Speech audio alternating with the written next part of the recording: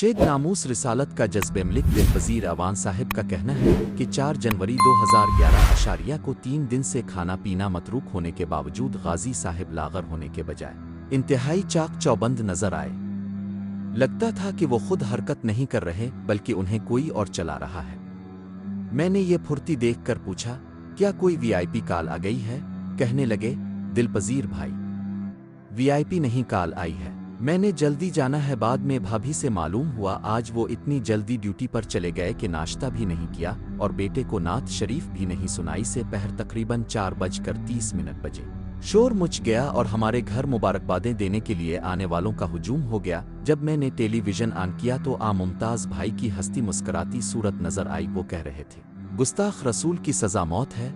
अदालती फैसले सलमान तासीर को कत्ल करने के फौरन बाद अपने गिरफ्तारी पेश कर दी। मीडिया और 60 से जायद तफ्तीशी इदारों के सामने एक ही बयान दिया कि मैंने सलमान तासीर को तौहीन रिसालत की वजह से कत्ल किया और मैं अपने फेल पर निहायत मुतमईन हूँ। रावलपिंडी की अडियाला जेल में लगाई गई इंसदाद दहशतगर्दी की खुसूसी अदालत के जरिए केस की समाअत हुई। अदालती कार्रवाई की रिपोर्ट शाये हो चुकी है। रिपोर्ट के मुताबिक अब का बयान दर्ज झैल है। I came across the Salman, then I had the occasion to address him. Your Honor, being the governor had remarked about blasphemy law as black law, if so it was unbecoming of you. Upon this he suddenly shouted and said, not only that it is black law but it is also my shit. Being a Muslim I lost my control and then brave and suddenly provocative, I pressed the trigger and he lay dead in front of me. I have no repentance and I did it for तर्जमा। मैं सलमान तासीर की तरफ बढ़ा तब मुझे इससे बात करने का मौका मिला। मोहतरम, अपने बहैसियत गवर्नर कानून तहफ़्फ़ुज़ नामूस रिसालत को काला कानून कहा है। अगर ऐसा है तो ये आपके लिए मुनासिब नहीं, आपको ज़ेब नहीं देता। इस पर वो अचानक चलाया और कहने लगा, न सिर्फ वो काला कानून है बल्कि वो मेरी नजासत है।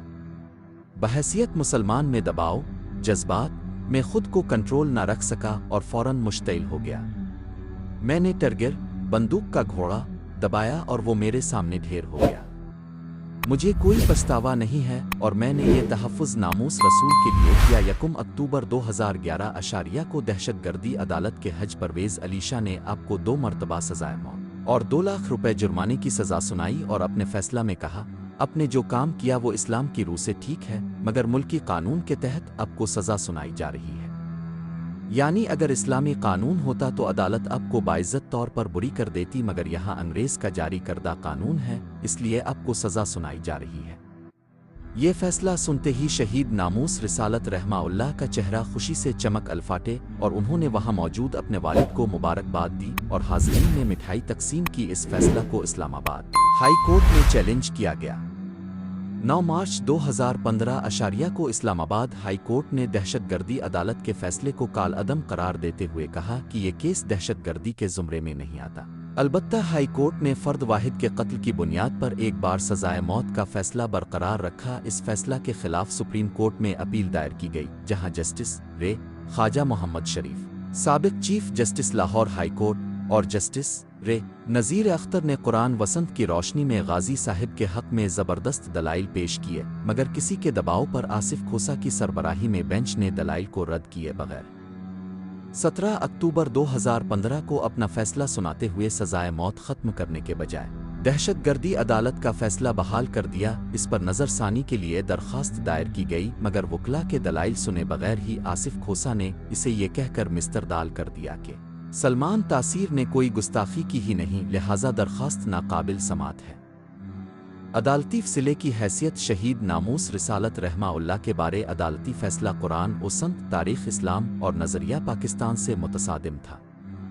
सैयदना उमर फारूक रज़ी अल्लाह ताला अन्हु ने गुस्ताख रसूल को मावराए अदालत कत्ल किया। अल्लाह ताला ने उनकी ताईद में आयत नाजिल फरमाई। अल-निसा 65।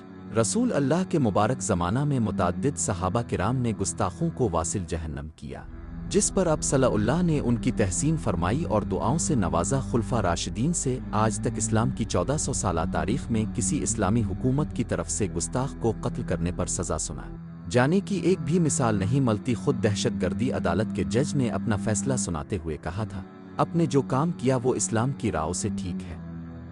जब आइन के मुताबिक कुरान और सन्नत पाकिस्तान का सुप्रीम लॉ है तो تو یہ فیصلہ آئین پاکستان کے بھی خلاف ہوا۔ آج غازی علم الدین شہید کے دفاع میں پیش رہنے والے علامہ اقبال، قائد اعظم اور دیگر کارکنان تحریک پاکستان کی روحیں ہم سے پوچھ رہی ہے، کیا ہم نے یہ ملک اس لیے بنایا تھا کہ یہاں ناموس رسالت کا تحفظ کرنے والے کو دہشت گرد قرار دے کر شہید کر دیا جائے؟ شہادت اپیل مسترد ہونے کے بعد صدر کو مراسلہ روانہ کیا گیا، جس میں کہا گیا کہ یہ فیصلہ قرآن وسنت کے منافی ہے، لہٰذا صدر اپنے خصوصی اختیارات کے تحت اسے کال عدم قرار دیں۔ دوسری طرف مختلف مکاتب فکر کے رہنماؤں نے صدر سے ملاقات کے لیے رابطہ کیا اور ڈاکٹر محمد اشرف آصف جلالی مدظ اللہ، شیخ الحدیث علامہ خادم حسین رضوی مدظ اللہ اور دیگر اکابرین اہل سنت نے تحریک رہائی ممتاز حسین قادری کے تحت عدالتی فیصلہ کے خلاف احتجاجی تحریک چلائی، مگر افسوس بے حمیت وزیر اعظم کی ایڈوائس پر ضمیر فروش صدر نے عوام کے ایمانی جذبات کا قتل عام کرتے ہوئے مراسلہ کو مستردال کر دیا، جس کے بعد 29 فروری 2016 بروز پیر صبح کے وقت غازی اسلام کو شہید کر دیا گیا۔ اللہ اس بہیمانہ عدالتی قتل میں ملوث تمام افراد کو نشان عبرت بنائے۔ جس دھج سے کوئی مقتل میں گیا وہ شان سلامت ریت ہے۔ عوامی رد عمل کے خوف سے آپ کو شہید کرنے کا منصوبہ مکمل طور پر خفیہ رکھا گیا۔ رات کو آپ معمول کے مطابق آرام کر رہے تھے کہ نیند سے بیدار کر کے بتایا گیا کہ صبح کو پھانسی دی جائے گی۔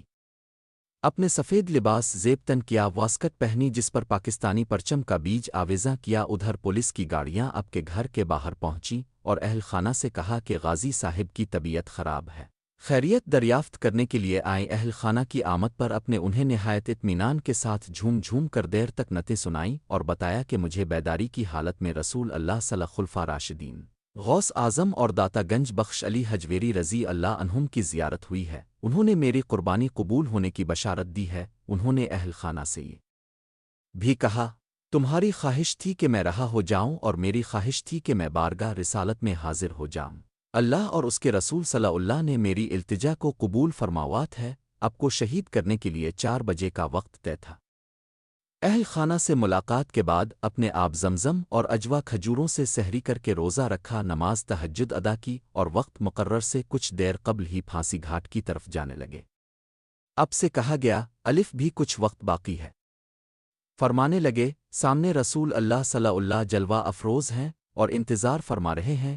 اپنے جیل حکام سے کہا، بوقت شہادت میں سر پر امامہ باندھے رکھوں گا، میرے چہرہ پر کالا کپڑا بھی نہیں ڈالا جائے گا اور میں پھندا اپنے ہاتھوں سے گلے میں ڈالوں گا۔ چنانچہ آپ کی خواہش پوری کی گئی اور نعرہ تکبیر اور رسالت لگاتے ہوئے فدائی مصطفیٰ صلی اللہ بارگاہ مصطفیٰ صلی اللہ میں حاضر ہو گیا۔